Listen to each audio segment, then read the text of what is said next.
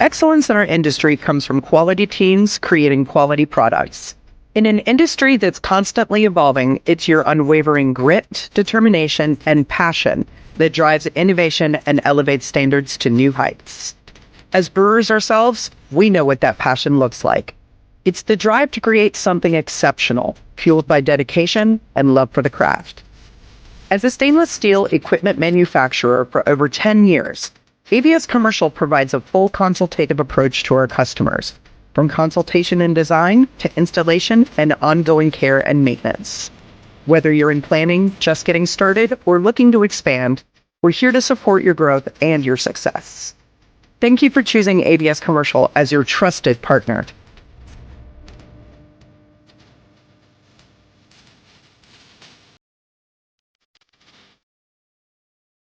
We're here to talk top 10 methods to attract new customers using old school methods. I appreciate everybody being here live and watching in the future. If you want to drop in the chat your name, your company, and where you're tuning in from, we'd love to learn a little bit more about you.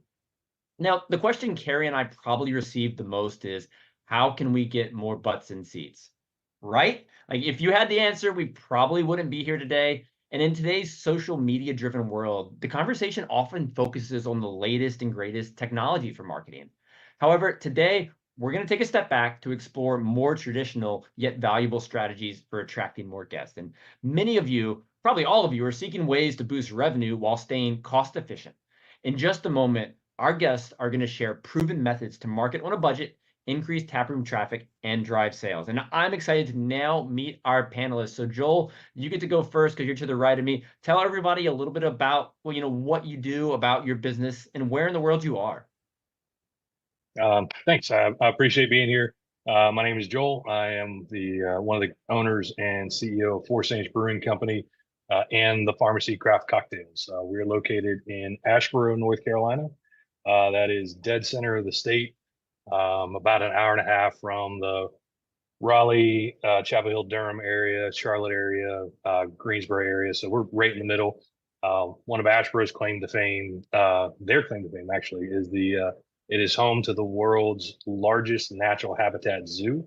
And they were just actually voted by Newsweek to be the best zoo in America, which is pretty stellar. It's an awesome place to visit. And then there's us. We've been open a little over 9 years. The brewery has been open a little over 9 years. We're about 1,000 barrels a year, and the area that we're in, Asheboro, is about 30,000 people. So it's a small town compared to the places that are around us. So, yeah, I think that's the nuts and bolts of it right now. Joel, real quick, what's your favorite animal at the zoo? Oh, the gorillas. I can watch the gorillas all day long.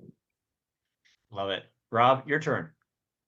Hey, it's good to be here. Thanks for having me. No, your favorite animal at the zoo, Rob. Oh, let's go with that. Well, we just got a pair of cougars. I have a zoo in my town as well, oddly. And I just went and saw them earlier this weekend. So they're looking pretty good, about 2 years old. And yeah, whatever's new to the zoo, I think is always a little bit of fun.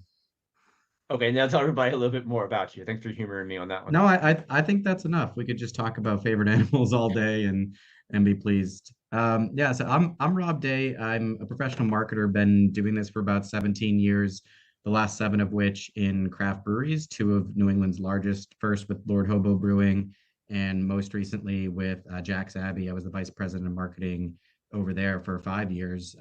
Broke out on my own earlier this year, running a business I call Better Crafted Business. It's very much about conversations like this and helping small businesses grow through marketing experience. As I think a lot of people on this call are aware, it's hard and expensive to hire the talent, but we all kind of know we need this advice. So why not borrow it on a share from somebody who's done it for 17 years and jump in on these calls or hire us out? There's a bunch of us out here who have been in the business before and have these techniques down. We've failed in advance to save you a little bit of time and money on your adventures here. So I hope we can offer some really strong advice on things we've tried and either succeeded or failed with in the past and steer you in the right direction. Awesome, Rob. Well, thanks for being here. Erika, you're up. Well, hi, everybody. We don't have a zoo. So I'm already starting at a disadvantage. My name is Erika Rosenfeld. I'm the owner of Post and Beam Brewing. We are located in Peterborough, New Hampshire, which is a small town conveniently located to nothing. So old school marketing is very important for us. We have an older population that responds really well to that. So I'm really excited that Andrew and Kary asked me to be on this. Our brewery is a small 7-barrel system. We do 90% of our sales directly through our tap room, but are about to open a second little bar in Massachusetts. So yeah, with us being a tap room centric model, our word of mouth and old school marketing are super important. Looking forward to talking about it. Awesome. Erika, I had the opportunity, I think, to briefly meet you and visit Kary in New Hampshire a few years ago, and I really hope I get to come back soon. I hope so too. We're open So- 7 days a week. Whenever you get here, we'll be here. So let's start with you on this one. For everyone here today, we promised a top 10 list of old school methods. So we're going to start off with 3. And Erika, I'd love your response to this one. So what is your favorite old school marketing tactic that you found to be effective in attracting guests to your tap room in Peterborough? So I don't know if this counts, but I do genuinely believe it is over the bar word of mouth. I think the best marketing you can do is face-to-face, one-on-one. It's also the most labor intensive, but on the plus side, it's free if you do it yourself, or you're paying your staff to be there anyway. So if you have everybody trained on exactly how to talk about your brand, exactly what your key selling points are, I do have a guy who does all of my social media, website, newsletter marketing, but he also bartends. And we always say that any job here, no matter what it is going to have at least one day of bartending in it. And that includes me as the owner, because I think the best way for us to promote what we're doing is to directly connect. It's the only way that you know for sure someone is listening to you. It's the only way you have a chance to immediately respond and continue to explain or, clarify what you were saying, which I think gets lost a lot in social media and online debates. So while I occasionally may be frustrated with it, I do think that our best marketing tactic is the direct one-on-one. Oh, I love that one. I love talking engagement and education so much. I'm sure we'll dive into that more in just a little bit. Rob, how about you? Number 1, old school method. Mine's a little bit different. It's direct mail. And I can say this because I've employed it now I employed it for 3 years at Jack's Abbey. I've recommended it to others. So we got anywhere between 4 and 22 times return on investment using direct mail. I think part of the reason for that is the price is competitive as people have moved away from that tactic, which will be a trend of what I mentioned today. As people move away from old school techniques, those media outlets get more aggressive on price. So the accessibility comes down. Oddly, the targeting function of it is really similar to social media. You can pick income, education, lifestyle, and they do their best with the data they have to put mail in the right hands. And then, of course, if you have an incentive attached to it and a code, you can track it. So you can actually know who comes through the door, and typical to direct mail, you'll get an immediate burst when it goes out. And then there'll be a long lull, and then really close to the expiration date, everyone will come in and redeem that piece as well. And now this is direct ROI. It's not also calculating who read that piece, got it stuck in their brain, and might come back and never bring that card or that code. So there is this sort of halo effect that is employed even outside of what's trackable. So when I talk 4 to 20 times, that's trackable ROI. And that the times that it was lowest, that 4 to 6 range, was typically on the 3rd run of the year. So I cut all back to 2 times a year, and that's more than enough, because it starts getting in the same hands and just being less effective. So Rob, I actually had a fail with direct mail. For my Secret Hopper brand, we sent out a mailer telling people, hey, you can get paid to visit breweries. And I had very, very low results. I probably need to talk to you a little bit more about after this, but like when you sent these mailers out at the brewery, like what was the call to action? What were you tracking? Yeah, we tested a few different call to actions. And since you have a postcard, you have a little bit of opportunity to do both brand building. Say you have a festival coming up in a little bit more distant. Oktoberfest was huge for Jack's Abbey. So we do one, decently in advance of that, but then have an incentive that's worth it. Usually a pretty valuable one, free pizza on site. which, that's huge. Really doesn't cost us in terms of COGS a significant amount to put a free pizza out there, and no one comes and just gets the pizza, of course. We did, free appetizer, we did BOGO deals. Typically, it had to feel really valuable to us. 10%, people give or take, they don't project themselves spending as much as they think. So when you say 10% and they think, I'm gonna spend $30, is $3 worth this incentive? They do throw it out. I see one of the messages there. So something that arrives, visuals have to be compelling. It has to be targeted to the right lists. Everyone gets stuff at their home that they never care about. You could have brand new windows and you're going to get mailers for installing new windows. That's bullshit. People are going to throw that away. Seeing really enticing food and space photography and having that little bit of tinge of FOMO that you haven't been to this place or you're not at this place recently, and then an incentive to drive that action and actually bring that card and redeem it can be super effective. And this is not speculation. These are actual numbers. Our highest one was about 24 return on investment. So we have actually seen this pay off. Awesome. Well, thanks for sharing that, Rob. Really cool to learn. Joel, your turn. Number one old school method that you've experienced. The one I enjoyed most is handing people when meeting people for the first time, handing them my business card and saying that it's a drink on me.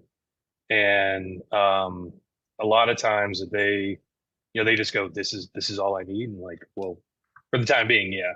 And so my team, my taproom team knows that if someone comes in and says, hey, I met Joel at XYZ, he said this card is good for a beer. Somebody's in, they feel that they've been gifted something really special, which, we like to think our beer is really special. And that lets the taproom team, whoever is there, know that this is somebody to engage with, to make sure that there's, just a little bit of extra special care there. And usually, once they get there, they have the experience of the place. They get the hospitality. They enjoy the product. They enjoy the atmosphere, especially if they come in on a trivia night or music bingo night or whatever else we have going on. A lot of times, the response that I get either through a text message or an email is, "Hey, we used it. It was great.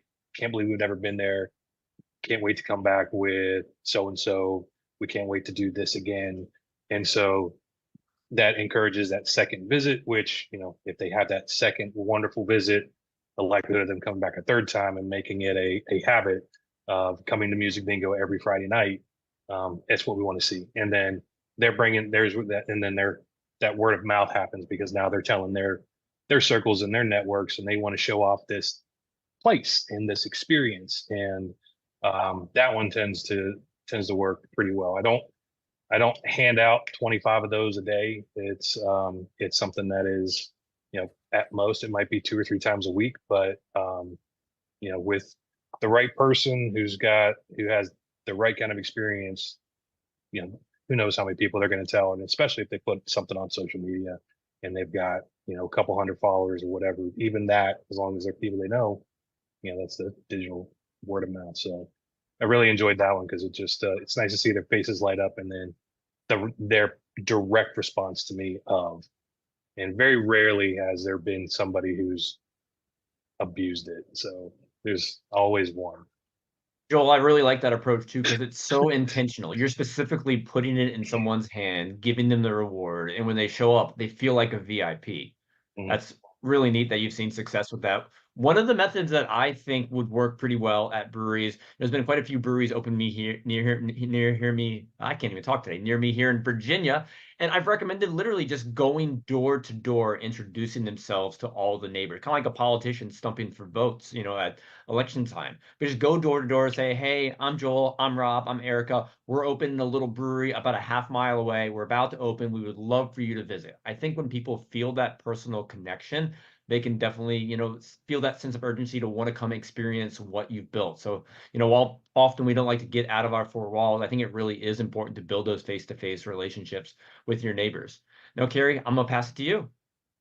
Yeah, so I think, one of the themes here is experimentation because we don't really know what's going to work. Like Erika was saying earlier, or maybe before we started recording, different tactics are going to work in different markets and they're going to have different degrees of effectiveness. So Rob, I love what you were saying is you have trackable return on investment. So if I spend $1 and I can get between $4 and $20 back, that sounds pretty good to me. Because most of the time with marketing, I'm like, well, I don't really know. We got to try it and see what happens, and you can't track it. So that's great. But I wanted to talk about or ask you guys about maybe with this experimentation in mind and thinking about quote unquote unconventional old school tactics or marketing ideas that you may have tried. So Erika, anything you guys have tried that you might think, and I would say don't overthink it in terms of unconventional, but any other things that maybe surprised you with their effectiveness? So I don't know how unconventional it is, but we do a lot of partnering with other small businesses in the area. I think part of us being in such a small town is really making the most of what other businesses have already done. We've been around, we just had our 6th birthday for the brewery. They're businesses that have been around for much, much longer than us. They have their followings. They also know that we attract a younger group than most of them do. So it's kind of a mutually beneficial relationship that we have with a lot of them. So for example, in Peterborough, we have a group called the Makerspace, which is essentially any craft or hands-on building skill that you might want to learn. They have the equipment for you, so you can rent your space to do that. We partner with them once a month to do an event called Craft Plus Beer. They send an instructor. People buy a ticket. It includes the first pint, which we get paid for still, but it gets their clientele who are not necessarily beer people to know that we are here, and it gets our clientele that are not necessarily craft people to know that they are here. So I've probably got a dozen examples of businesses in town that it's worked for us to do that with. And we've seen the greatest number of return visitors from that, the numbers of new faces from that. I think that for us is a thing that I wasn't necessarily sure was going to work. I kind of thought people were going to use us for the space, and then we would see them the following month only when their next event is. But that's been a really beneficial tactic for us, that partnering up with, you're essentially getting other people's mailing lists and getting them to do your promotions for you. So that's worked really well for us. How did you identify which businesses to go and talk to? Like, what did that process look like? Did you look around? I mean, the area and whatnot, but how did that look? Yeah. So, I mean, a lot of that for our first 2 years, I bartended every shift open to close. So I met pretty much every mover and shaker in Peterborough. Prior to that, I sort of did my due diligence and did kind of the door-to-door meet your neighbors thing. And our town is unique in that it's kind of in the middle of a bunch of small towns that are very rural and don't necessarily go out and do things. But Peterborough itself has a big artist community. It's got a lot of people doing things and making things. And, I think it's true that you kind of find your own. You find your people and they find you. So in having those conversations, and I think that goes back to my first answer of why I think just face-to-face communication, and I love that business card idea because I do that all the time, but we have drink tokens. Never occurred to me I could just use my business card. It's a lot smarter. But drink tokens are so old school too, and I like that as well. Oh, yeah, we do a lot of drink tokens. It's our rewards for trivia winners. It's our stocking stuffers. It's everywhere is drink tokens. But yeah, I think the partnering, just meeting people, doing everything you can to boost their business while also boosting your own is, it's great for our whole town, our whole community, really. Yeah, I love that. The other thing of note here, this is very market specific, but Erika and I live in the Monadnock region, and Mount Monadnock, for those who may not know, is the 2nd most climbed mountain in the world. How about that? So maybe a partnership there. That is true, and you can learn more at when I work at the Chamber of Commerce. All right, so Rob, let's turn it over to you. Anything maybe unique or surprising, any old school tactics that you're like, oh, that worked? Anything come to mind? I'll sort of double down on that a little bit. When you reframe your space instead of a brewery as a beacon for the community in a community space and change how you think about it, you start to really run ideas through the space very quickly. And we did a lot of partnerships in that realm that were extremely effective. There was a small organization that was a made in Massachusetts organization, and we let them host sort of a book and unveiling event at the space, free charge. We're not trying to charge for those type of events. It was on a Thursday, and the clientele that came out was mostly new, which was great to introduce them to our place, and just having that mindset really helps. And then within that, one of the very old school restaurant techniques is sort of that community donation night. Ours happened to be Wednesdays, but here's your event organization code. Everyone who comes on Wednesday and says this code, we give 10% of their total bill back to you in the form of a donation. I think lots of restaurants, local and small chain, have done that for decades. And it's extremely effective because it's typically incremental business. You can put it on an off night to balance the flow of work and not crush yourself on Fridays and Saturdays. And it gives you, the ability to, ingratiate yourself with your town and your community in a very real way, because you're providing value and being a real member. But, just to reiterate how you get to these things, you got to show up. And Erika's point, like getting out and doing the handwork, being a bartender on occasion, find a way, even if it's a team of people stringing these ideas together and talking about them, you need to be able to show up and have your ears and eyes open to turn out those opportunities. You don't just Google them. Awesome. Thanks, Rob. And Joel, over to you. Anything unconventional? It doesn't have to be unconventional. Maybe just something old school that you did that's like, wow, that worked really well. Yeah, actually, this summer we tried something out. We kind of not want to say push the envelope, but we sat back. We were talking about looking at different beers that things we wanted to try, things we haven't done yet. We've got a pretty stacked portfolio, but we were curious about something that we haven't done, but we didn't want it to be super trendy. We didn't want it to be something that was, it's going to be a hot thing, and it's what's hot right now. And then in 2 weeks, by the time 2 or 3 weeks, when we get the beer out, nobody cares anymore. And thinking about the general craft beer consumer, we started thinking about beers that we haven't seen in a while. And so we started with we started thinking about the beers that kind of got us into craft beer. And one of them was Ballast Point's grapefruit sculpin. And we're like, we haven't seen that beer in forever.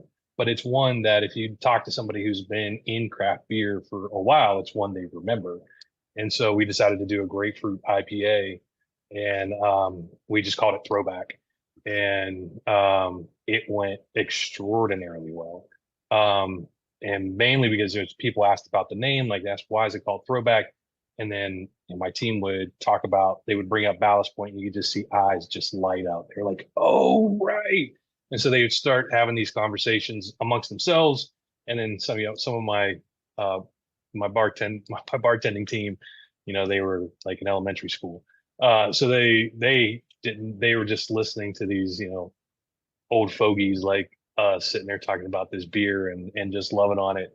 And so then we we're like, well, let's see if we can capture lightning in a bottle again. And so we thought about what is that? What's another one of those beers?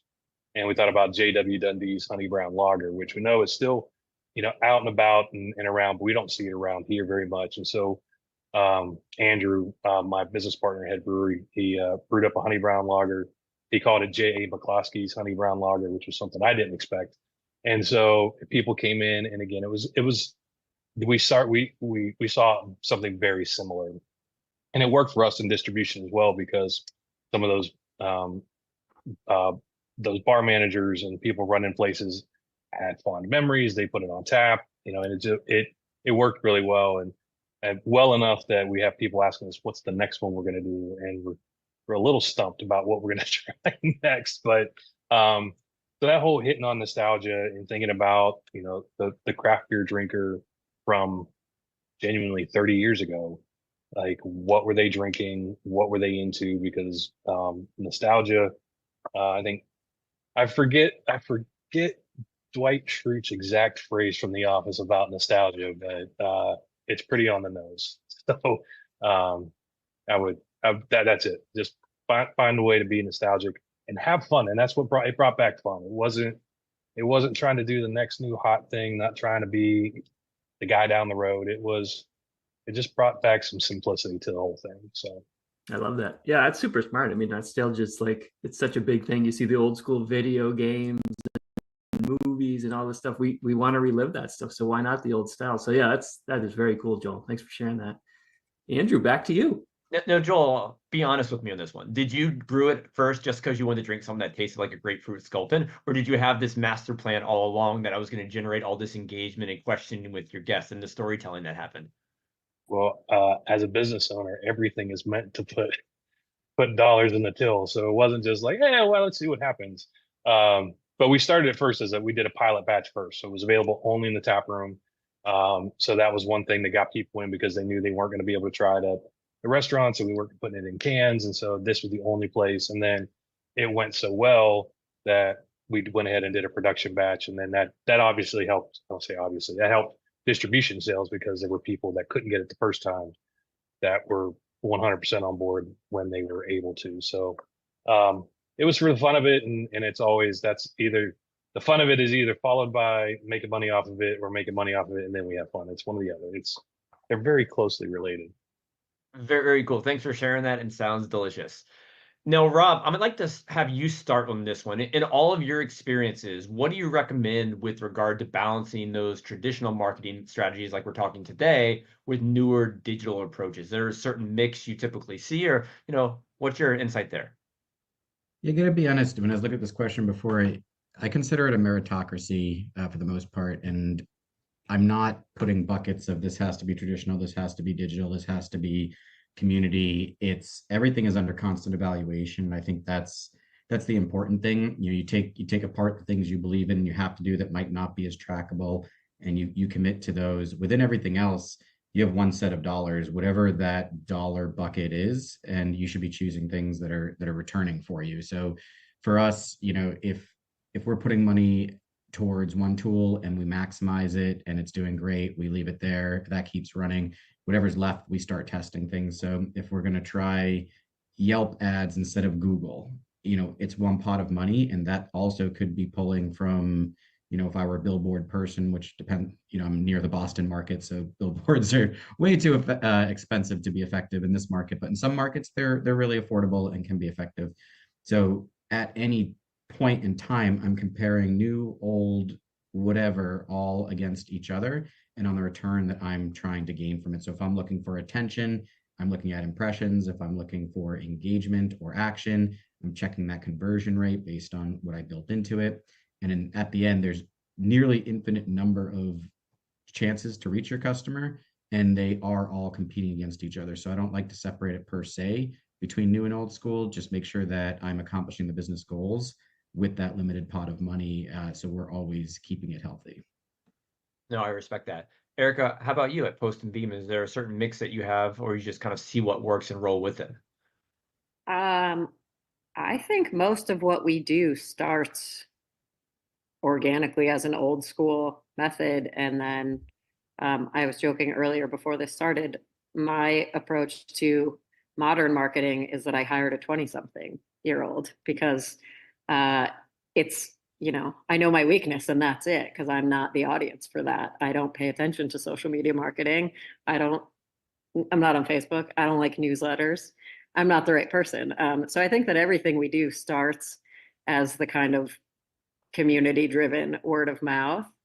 And then, my guy's name is Garrett. He runs an idea by me that's something newfangled and supposedly effective. And I usually roll my eyes and say, I want to set you up to make smart choices. So even if this fails, try that. And then we play it by ear. And, he's had some really great success that I did not anticipate. And I continue to listen to him. When he spends a lot of time, he and his wife recently had a baby, so he's had a lot of time to do online marketing classes and research and whatever he wants to do. And he comes to me with ideas, and if he thinks it sounds like something that he, as a 29-year-old living in this region, would find effective, I invest a lot in that. He is our target audience. And, Kary was saying he sees a lot of young families in our brewery, which is not typical of our town or our region. And part of that is that Garrett knows how to market to those people who we really need. We need those butts in those seats because they're frustrated and they have young kids and they need to talk to other frustrated young parents. And that's hard to find here. So I think we start with our word of mouth, and then Garrett finds ways to turn it into new marketing. And it takes a lot of trust for me, but he's good at it now. Erika, I mean, that early sounds like- takeaway, it's a mix between the old school and the newer methods to reach and retain. It's true. Yeah. And I also think Erika just came up with a new theme night for tap rooms. Frustrated parents with children that need to talk to other frustrated parents. That's every Wednesday and Thursday here. Got it. For sure. I feel like that would just result in a bunch of kids running around while the parents complain and drink a lot of beer. I don't know if Well, that's a good luckily right now the kids are almost all babies, so they're not running around. They're just making noise. You guys probably heard one leave a little while ago. Did they clock out? While they're babies, it's okay, but we'll see what happens as they get bigger. No, thanks for all that insight. Joel, how about you? Do you have a mix you aim for, or is it just creating the ideas and see what works? I think it's really just kind of creating ideas and seeing what works. I had a wonderful social media manager who got burnt out on social media. It's something that it can just drive people absolutely crazy. She's not. She's wonderful. She took a different job, and so it fell back onto my shoulders. And what I realized was I was really interested in why people were looking at our social media.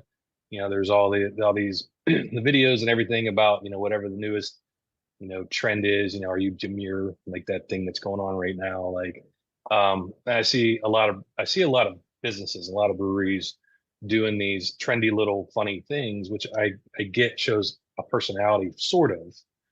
But when you're just copy pasting what somebody else has already done, does that really show who you are?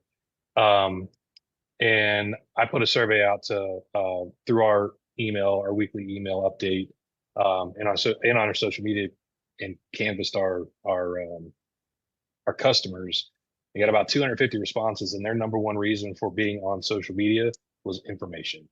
They want to see us because they want to know what's the new beer on tap, what are the events coming up, who are the people there. And so it had changed my mindset on how to do social media, our social media at least, and getting away from just the trendy, funny kind of thing, just to do the trendy, funny thing, and giving people what they want. I'm seeing better engagement because I'm also not going, holy cow, it's Tuesday, I haven't put anything up yet. I've got to put something up, and then something that gets 5 likes and something more. There's more intention. There's more. It's giving people what they want, and they're not just seeing us fly by and doing the thing everybody else is doing. So from a digital perspective, I'm changing, and it does feel like we're going back to more old school. When in the beginning, when we started doing Facebook and Instagram, it was just info. It was just, here's the stuff. And from a traditional, from the old school stuff, we see what works. We tried table tents, and our customers hated them. They hated having them on the table. They had to move them around. They didn't like them. They ended up on the floor. So, that was something that we thought would really work, but didn't. But posters, on the other hand, in our tap room with the events that are coming up for each week, we were doing those, and then we're like, let's save a little bit. I don't think anybody's really looking at them. We took them down for 1 week, and the number of people are like, yo, are there no events coming up? Like, do you guys not do it? And like, yeah, we are. It's on. And it was so the posters have become something that there are people that really hang on to them. So we try to get a little bit of a mix there, but I'm not, I don't have any scientific data about who's doing what. I listen to who's complaining about it being there or not being there. And I go with Well, that. I think a theme in everything you do, it sounds like, is you're very intentional. There's Try to reason be. behind the madness that you're rolling into. And, I'm surprised that the tabletops didn't work as well, because when you go to a tap room, I think everybody wants information and you can't have it in enough places because the guests will still be confused. I remember during pandemic times, there was a brewery out in Colorado. They literally had a massive sign when you walked in that said, "Hey, here's how the experience is going to work." And they went through every single step so you understood what you're getting into. Because you can't say it enough, people will still have questions, but things like posters help spread the word on, the events you have coming up, to the how the experience is going to play out. And it's funny we're talking about Facebook, because maybe Facebook could someday be old school. But I do also like that you mentioned surveys, and that was just something you glazed over. But I think some people might even consider surveys as an old school method. But I think it's so important to have that feedback loop from your customers and your best guests. Yeah, and that's so with like the tabletop, like the table tents and the table toppers, whatever.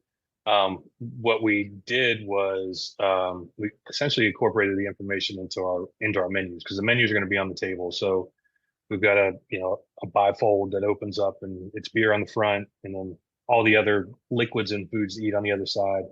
Then it's all the events, and then on the back is the story and other just who the saints are, that kind of stuff. So this is something that's going to be on their table, and people don't complain about that because they want to have it there.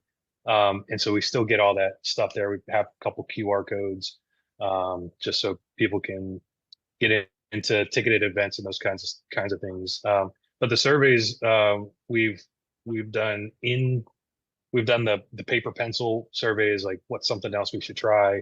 We've done quick things on Google, using Google Forms, SurveyMonkey, and as long as there is an incentive for people to fill it out. And, some people do it from the goodness of their heart, but if there's a potential reward that makes somebody's eyes light up, like I said, that survey that we had, the 250 responses, it was pleasantly surprised, and that makes it statistically relevant. So people want to tell you. They sometimes they're afraid to tell you face to face because they think they're going to hurt your feelings. Sometimes they don't really know what you want to know. So giving your loyalists, your newcomers, a chance to share their thoughts is we all like to think that what we have to share is important. So giving people the opportunity to do that makes sense. Great. And options too, right? I mean, you have like the paper and pencil, you can't get any more old school than that. But I do think that's interesting to have options where it could be a QR code to a form, it could be a piece of paper. Andrew, you've got tons of data on the benefits of providing different options as it relates to menus, right? Paper menus, the TV screen, all sorts of different ways, so that people kind of consume this and see this in different ways. So I think the same can work for whether it's a promotion or an event, or just communicating information about how to get people to come back. So I think with that, and Erika, I want to come to you next, is, we think about like your best customer is your current customer, and the best way to sell more is to sell more to your existing customer group and to get them to come back more frequently. So this question is kind of around, loyalty programs, special events, in taproom promotions, ways that you can kind of boost those repeat visits. So how do you guys think about that, is bringing back those repeat customers? What kind of loyalty programs and whatnot do you use? So when we opened, we started a lifetime Mug Club membership for $500 for the rest of your life, because I was out of money and I needed to finish building out the tap room. So we have like 75 lifetime Mug Club members. I don't recommend that to anybody. That was great at the time. And yes, some of them have become our best customers. But you don't know who you're getting for life. Don't do that. Last year we started, so for our birthday at the end of July, and then again at the new year, we started opening up 25 spots to an annual Mug Club membership. So for $150 a year, you get a 20-ounce mug. It's not personalized or anything. You just get 20 ounces instead of 16. But you get other perks, including Mug Club Monday discounts, which, we're one of the few places in our town that's open on Mondays, so it's important to us to stay open for people that don't have anywhere else to go, basically. But we also were kind of debating, is it actually financially worth it to stay open on Mondays? What can we do to get our regulars that we know are local, we know they live in town, to think of us on a Monday instead of just staying home? Because that's what most people do. They're not going somewhere else, they're just not going out. So with the annual Mug Club, we started the benefit of 20% off your on-site beers and 10% off beers to go. And within, I think, 2 months, Mondays were up like 30% in sales, and it continues climbing. I think by keeping the Mug Club limited, not letting everybody in it, that also makes those people feel really valuable, and it makes them really appreciate being in that club, and they want to take advantage of it as much as they can. And then when the time comes for them to renew at the end of the year, so we just had our first renewals, 25 out of 25 people renewed, and we have a wait list of people really excited to do it. Those people have started coming in on Mondays anyway and meeting our Mug Club, and now they're friends and they already feel like part of it. So I think just drilling that Mug Club Monday phrase into people's minds gets them, it's Monday, what do I do? Mug Club, doing it, going. So we've tried a couple of things on targeted days. We have Mug Club Mondays, Trivia Tuesdays. Tuesdays our busiest weeknight every week. It's standing room only almost every single week. And like I said in the comments, our reward is drink tokens. So it costs us max 4 free pints to get 90 people in here every single Tuesday in a town where it's very hard to find 90 people who want to do the same thing. So I think that just like promoting the people themselves for who they are and the community they have available, reminding them that there are people they can come talk to every Monday, there are people that they can come nerd out with every Tuesday, reminding them that they are part of a community that they can count on being here has, I mean, exponentially paid itself back. We make back that money on the Mug Club. So we give them a free beer every month and a free beer on their birthday, but most of them come in within the first 4 days of the month to get that freebie, and then they come in for the rest of the month. So things like that, where, you know, somebody in the comments said they have the opposite problem. I said nobody comes in for just one because we are not conveniently located. They said people only come in for one because they have lots of tourists. I think it's about making people want to be in your space. And it's, of course, it's about the beer and what we do, but it's more about the other people that are here with them. So, I mean, especially for our current customer and regular customer, just like know each other. Yeah. Meet your neighbors who you've lived in the same town as for 20 years and you've never met because there was nowhere to meet them. There you go. Well, it's so obvious that it's about community. We go to these places because we want to be with other people, but we really need to kind of lean into that and double down. And I like how you're sort of like making it themed, so it's sort of memorable, you know, because I'll remember that. All right, Mug Club Mondays, Trivia Tuesdays, whatever. You know, I think that's very cool. And then, you know, you're very like press the flesh, meeting people. And I may have seen it. You know, people come up to you, they want to, you know, interact with you, and so that's we just have to remember what makes these places, our places, so special. It's so much about those personal connections in that community. So that's a great reminder of that. Thanks, Erika. All right, Rob, let's flip it over to you. Loyalty programs, in taproom promotions. How do you get people to come back more often? Yeah, I'll spend a little bit of time in a different direction, but I was clapping while Erika was talking because a phrase that I've repeated over and over for the years I've worked in the business is community coalescing events. And you can all think about that time where you were in a space and it was functional. You ate, you drank, you got out, and you probably don't even remember the name of the place you were in.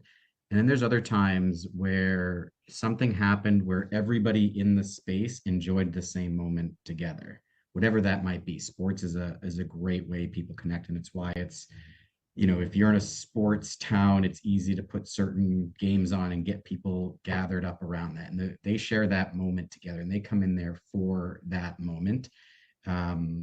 we like to schedule sort of consistency as well. And I think that was a big part of the repeatability, is knowing you have that place to rely on. It's kind of becoming my thing.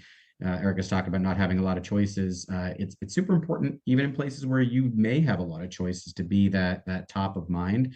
People overestimate the variety, both in food and choices they make in a weekly basis. Get a pretty short consideration set when it really comes down to it, and that's proven in all the data. So the things you do to show up, be memorable, and be consistent will always drive repeat business.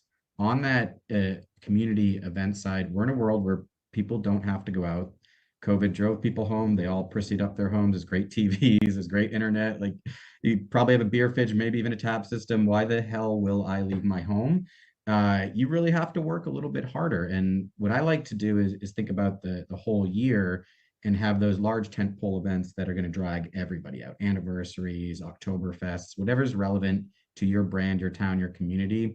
You know, 2 to 4 of those a year. You don't want to overdo it. Your staff will kill you. They'll turn immediately. But these are where everyone's on board. If you have a sales team, you want them bringing accounts in. If you have distributors, you're inviting them in.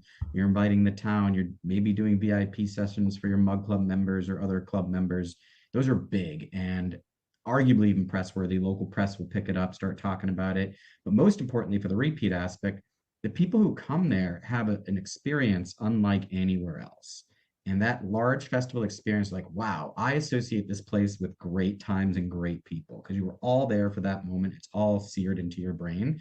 So when you come back on a Thursday later in the year, you still have those associations and you have a good time. And you start with a positive impression. You can do the same at medium events, a little bit smaller, comedy, a little bit more planning, but like comedy nights or plant nights or pottery nights, or those take a little bit more organization than just, show up and drink, but happen on a regular basis. And you can build that community who likes to come and do that thing and see the same faces and shake the same hands.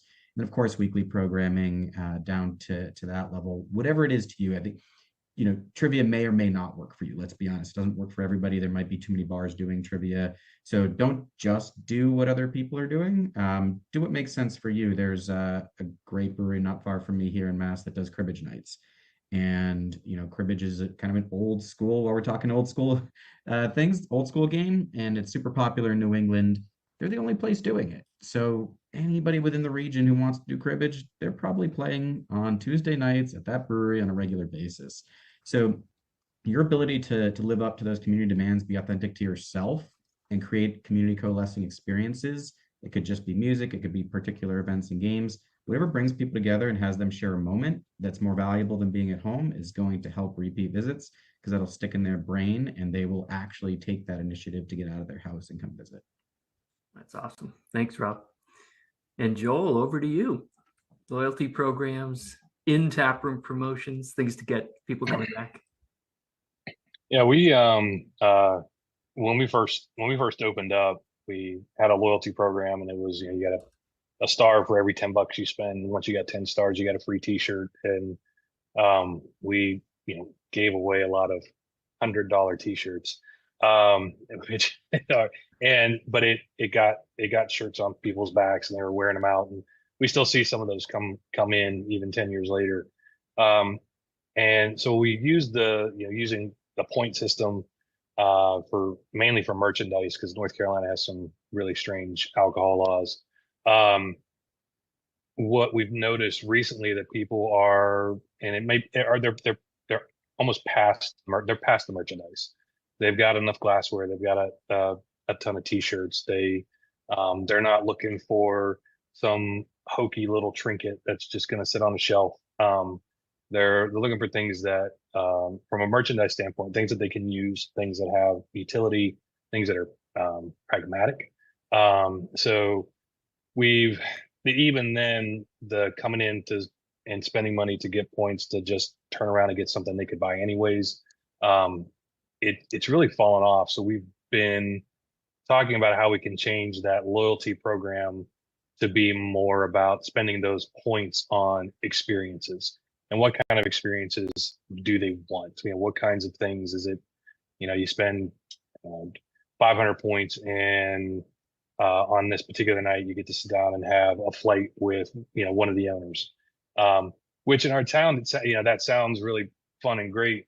But a lot of the people that would want to do that see us on a regular basis anyways. And, we're walking around shaking hands and, talking about the school year and that kind of stuff. So there's a few people that it would interest, but I don't, so we're trying to figure out what it is, but experiences being the thing, the key driver there. And getting people to come back in, already been hit on. It's given people the space where they can connect with family and friends to come and celebrate and to have fun. And that's really what it all comes down to. That's what we're here to be. If you think about the brewery or the pub and any old school mentality, it was a place for people to do all those things. And in some ways, craft beer got away from that because again, it got trendy and hot and all those things, but it's coming back to where the bar Taproom is that old world pub where people can sit down and talk with people who have similar likes, whether that's drink wise or event wise. They can bring in their families and the kids get to connect. So I can see that coming back a lot. It's more than just a bar. And I'm constantly, someone talking with somebody and they say, when you open up your bar, like it's not a bar. There is a difference. And so making sure that we're giving those opportunities with different types of clubs, trying things out. Some of them fail, some of them don't, some of them take off. The best ones are when somebody comes in and goes, have you ever thought about it? And say, nope. Do you want to give it a shot? Like, we'll give you the space, we'll give you the room if you can make it happen. And giving a place for community to grow is really what's going to have people coming back on a regular basis. They like the beer, they enjoy the aspect of it, but they're going to come back because they know it's a place that they belong, and they know it's a place that's safe, and they know it's a place that is going to feed something in their soul that home doesn't do and work doesn't do. And so we do our best to provide that for the people that come in through our doors. That makes me feel all warm inside. Does anybody else have like 2 more hours to talk taproom and marketing? Because this is so much fun. You three and Kary, of course, have offered so much great insight today. So as we wind down, I've got one more question before we get to that final takeaways. The question I like to hear your rapid fire thoughts on, everybody, is, we're talking about getting more butts in the tap room. And Rob, I know you're passionate about, once we have the butts in the seats, what are some of the old school things we can do to actually get them spending more money? So Rob, hit us with a quick suggestion or two on that front. Yeah, it starts with staff training and just the ask. I mean, the sale starts with the ask, and I think we just forget to do that all the time. I mean, your secret hopper program has the data to support it, but asking for flights, asking for to-go beer, talking about merch, wearing the merch, talking up events. Your staff is your front line, so we can make the great experience, but you have the people in the seats. How do we get them thinking about all the different things that they could experience while there, and make sure that you put the ask in, because a lot of people just kind of forget and they move on. So don't be afraid to train your staff up, make sure they can educate. And I have this note everywhere, hire for hospitality, train everything else. People are naturally hospitable people, will do this. They sort that out with their customer. They get a feeling for what they're into, maybe bring that special sample over that the person didn't ask for, and be like, I think this is something you'd like. Really getting that high engagement point so that each guest is feeling special in that moment during the big experience. And make sure you put the asks in for the specific things you want to push. I hope hospitality truly never becomes old school, because it's so important. Joel, how about you? Do you have any little tips for getting those people in their seats a little more valuable? We started doing drink specials, daily drink specials on we just started probably about 2 months ago because we were so against it. But things like 2 for Tuesday, where it's 2 4-packs or 2 6-packs for $20. That only drops, it drops at only a couple dollars for us, but it feels. And a number of times people have 1 4-pack and we go, it's 2 for Tuesday. You can grab another one and it's just $20. It's almost fish in a barrel. Same with our growlers. When somebody comes up with 1 or 2 growlers and say, if you get one more, it's only $5. Once you get to 3, that third one's only $5, and it all evens out for us.